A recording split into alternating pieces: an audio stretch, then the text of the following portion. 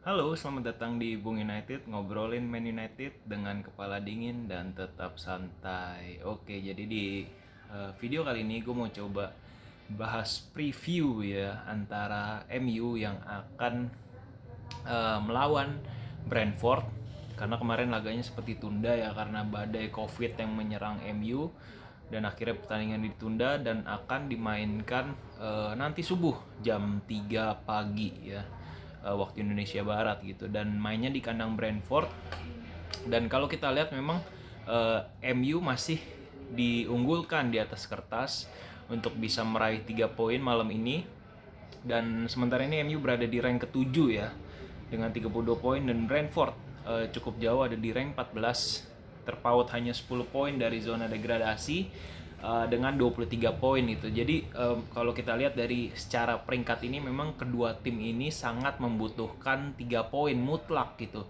Bagi MU 3 poin akan sangat berharga untuk kemudian bisa mengikis jarak untuk setidaknya bisa masuk dulu ke 4 besar Liga Premier Inggris gitu, untuk mengamankan tiket Champions League gitu. Dan bagi Brentford, match ini juga sangat penting untuk bisa meraih 3 poin, karena memang Brentford butuh 3 poin mutlak untuk menjauhkan diri mereka dari zona degradasi. Tentu Brentford masuk ke Premier League itu nggak hanya untuk numpang lewat aja kan, mereka ingin bertahan, dan ya salah satunya ini mereka mengincar poin penuh di laga nanti gitu. Jadi memang dua tim ini memang sangat mengincar poin penuh 3 poin gitu. Dan kalau kita lihat ini main di kandang Brentford ya, dan kalau kita tahu Brentford ini juga bukan tim yang sembarangan gitu, meskipun kalau kita lihat di dua match terakhir Brentford ini, Brentford kalah ya cukup telak, kemasukan 7 gol ya,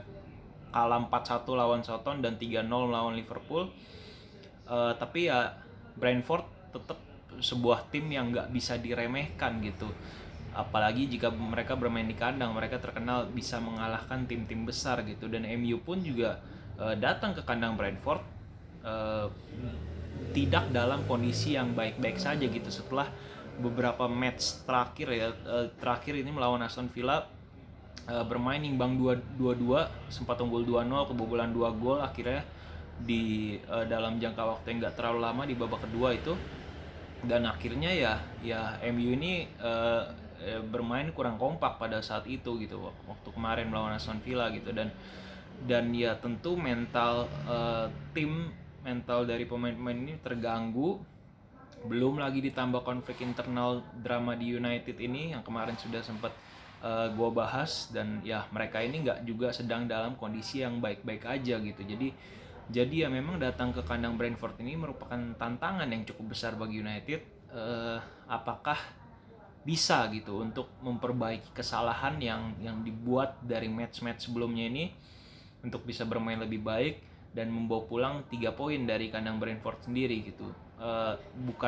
Brentford bukan lawan yang mudah, tapi secara di atas kertas harusnya United masih bisa lah untuk mengamankan 3 poin, asal bermain jauh lebih baik lagi, lebih kompak lagi, tidak seperti kemarin bermain lawan Aston Villa. Tetap fokus, jaga konsentrasi, dan juga selama ya 90 menit pertandingan, terutama di babak kedua gitu. Dan kalau kita lihat possible line up-nya, mungkin ya MU ini bisa, gue nggak tahu apakah Rangnick akan menurunkan 4-2-2-2-nya kembali setelah dia bereksperimen dengan mengalah dengan memainkan 4-2-3-1 yang tampaknya juga nggak terlalu berhasil ya lawan Aston Villa kemarin gitu. Dicoba nggak terlalu berhasil, dan gue nggak tahu apakah dia akan menurunkan formasinya andalannya lagi, yaitu 4-2-2-2, atau tetap mencoba dengan 4-2-3-1 gitu. Yang pasti sepertinya rotasi akan terjadi ya, karena beberapa pemain kan nggak menunjukkan performa yang bagus ya kemarin gitu pada saat melawan Aston Villa gitu. Dan kemudian mungkin ada pergantian ya, mungkin McTominay akan kembali lagi untuk bermain, dan juga Ronaldo ya mungkin akan setelah pulih dari cederanya masuk kembali ke squad MU gitu, dan untuk bisa masuk ke starting line up-nya gitulah melawan Brentford nanti gitu. Dan kita harapkanlah ketajaman Ronaldo ini yang akan bisa membawa MU meraih 3 poin dari kandang Brentford gitu, dan tentunya juga harus didukung oleh suplai bola yang berkelas gitu. Pogba ini juga udah balik tapi masih latihan ya, gua rasa juga belum bisa diturunin pada match nanti. Mungkin Bruno yang tetap akan menjadi pilihan sebagai playmaker, dan Bruno ini bisa diharapkan untuk tampil baik ya, meskipun kita nggak mengharapkan juga terlalu bermain mengandalkan seorang Bruno saja gitu, tapi ya kita harapkan Bruno ini bisa memberikan performa yang baik nanti dengan umpan-umpannya gitu kepada Ronaldo tentunya.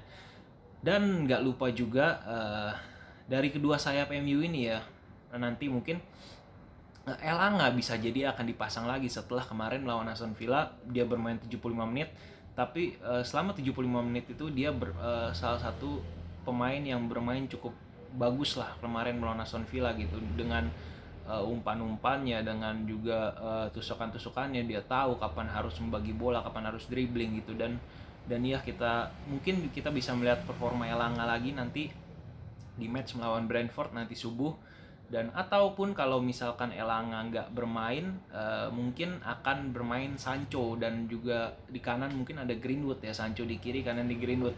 Nah inilah yang kita harapkan, bahwa terutama Greenwood ini memperbaiki egonya lah gitu, dapat memperbaiki egonya, nggak bermain dengan egois, mau untuk passing, nggak bahwa permainan sepak bola adalah permainan kolektif, dan dia mau untuk membagi bola, memberikan assist lah, yang terutama yang menguntungkan untuk tim gitu, nggak melulu harus gol dari kakinya dia gitu ya. Itulah yang kita harapkan juga dari seorang Mason Greenwood.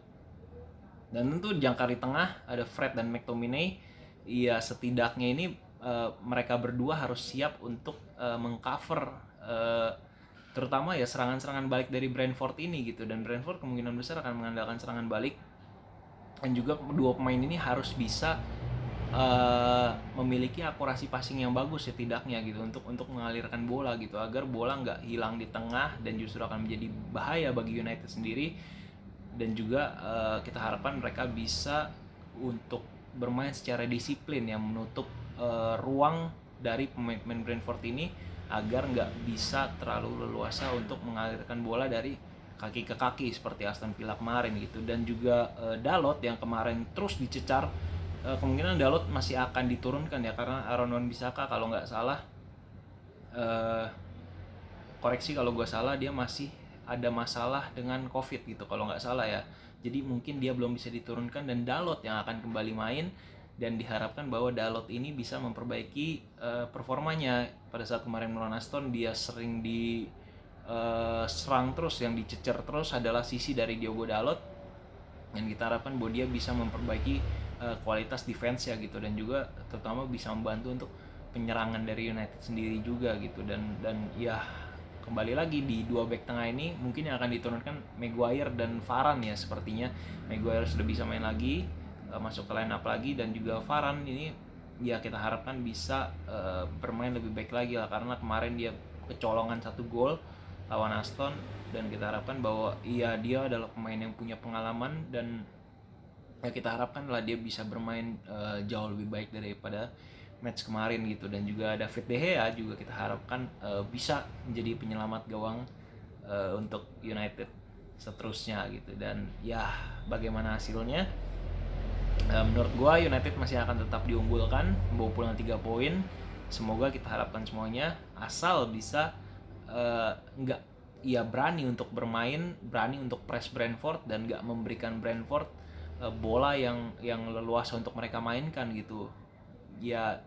Dengan bermain seperti itu mungkin United akan bisa meraih kemenangan mutlak 3 poin, dan itu semua yang kita harapkan gitu. Jadi ya bagaimana hasilnya kita lihat aja nanti di match Brentford versus Man United di jam 3 subuh nanti gitu. Segitu dulu, dan nanti kita bahas lagi ya review hasil pertandingannya setelah match yang usai hanya di Bung United selanjutnya. Bye bye.